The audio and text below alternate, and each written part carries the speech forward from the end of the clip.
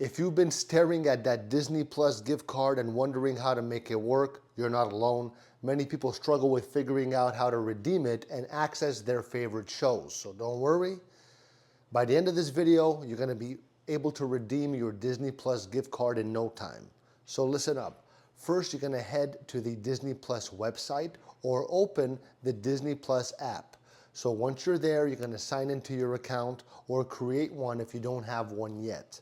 Next, you're going to click on Account and then look for the Redeem Code section.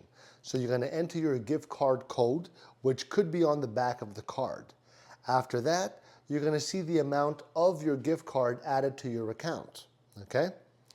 So don't forget, if you're using a mobile device, the steps are just as simple. So you use the Disney Plus app and you follow the same process. Okay?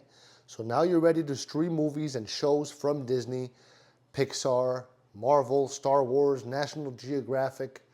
If you found this video helpful, make sure to leave a like, comment, subscribe for more tips like this. Thanks for being here. Love you. Ciao.